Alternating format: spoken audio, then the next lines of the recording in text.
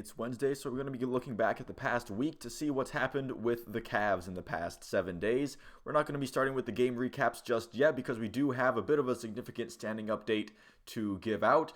We have our first round matchup for the Cavs all locked up. The Cavaliers clinched the 4 seed yesterday against the Magic. Again, I'll get into that more specific recap a little bit later. And the Knicks have clinched the 5 seed as well. So it will be the Cleveland Cavaliers and the New York Knicks in round 1 of the playoffs, with the Cavs having home court advantage. So before I get into the games, I just want to say that, despite the complaints that I and other Cavs fans might have about this team, this is the best non-LeBron Cavs team that we have seen essentially since the turn of the century, at least in my lifetime anyway. So, which pretty much is the turn of the century. But enough about that. The Cavs this year, again, this roster does have its warts. I do have concerns about some of their bench play, and they do seem like they're one piece away. If one piece goes down, then sometimes it creates a domino effect where the whole roster just seems a bit more inefficient. However, I do have to say that this Cavs team has been mostly fun to watch for this entire year. We obviously don't know how it's going to end because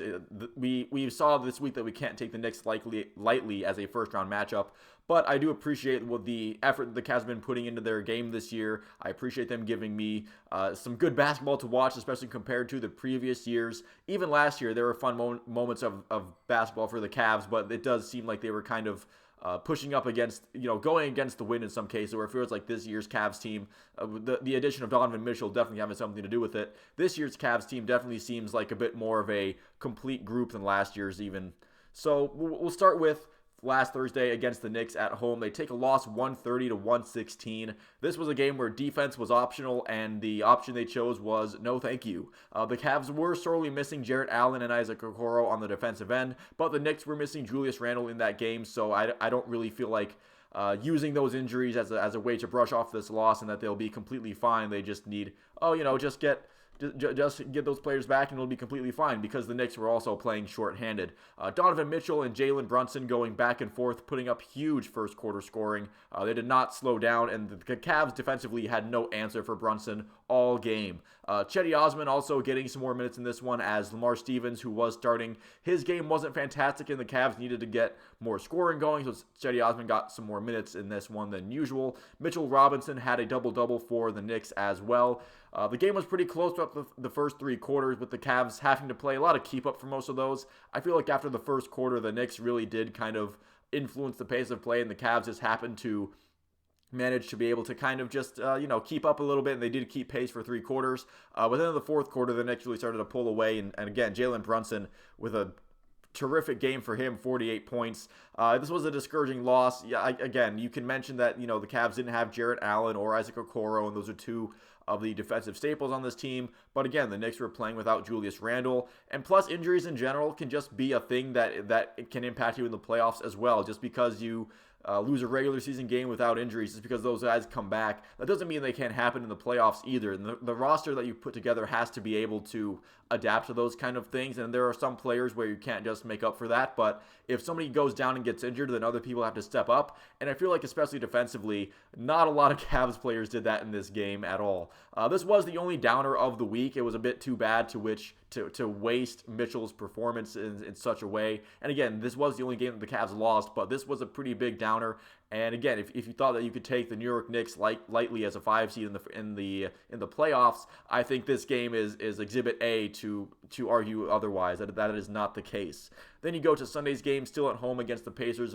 They win this one 115-105. Jarrett Allen was back in the lineup, and Dean Wade moved into the starting 5, sending Lamar Stevens and Karis LeVert back to the bench.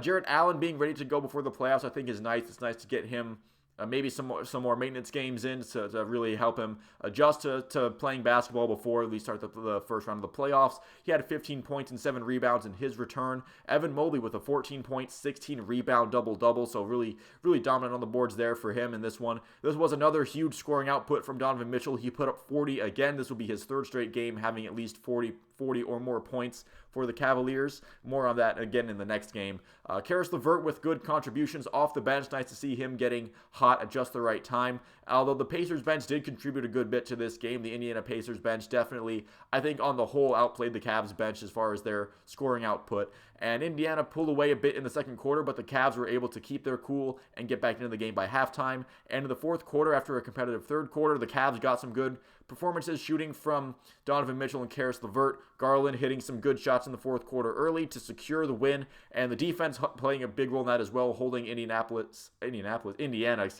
to only 18 points in that fourth quarter. So a nice win. Maybe you want to win by a little more, put that game away or a little earlier against the Pacers, but what are you going to do? You're just trying to get wins any way you can. You've already locked up that playoff position. Now it's just about trying to get that seeding.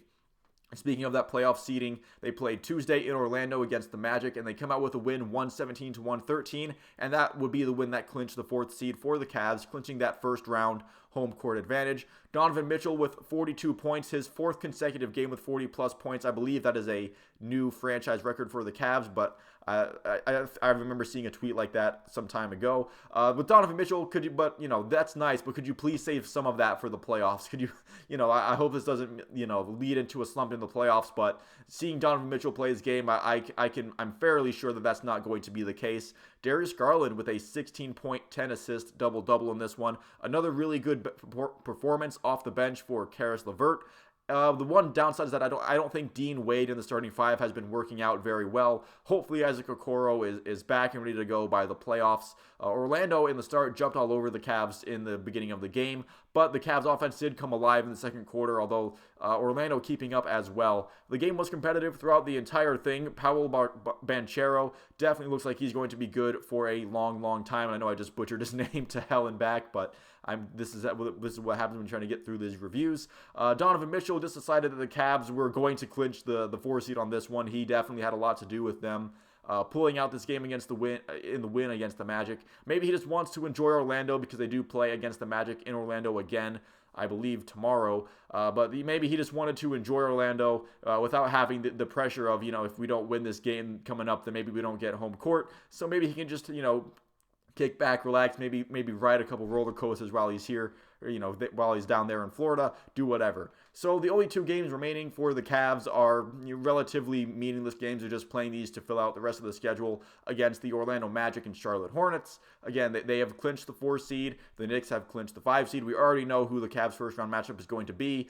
So as far as next week's Cavs recap, I'll probably just devote most of that to a preview of what the New York Knicks have going for them, what they've been doing, what some of the matchups that could impact the series as a whole, and I might just mention the two games they played at the very end there.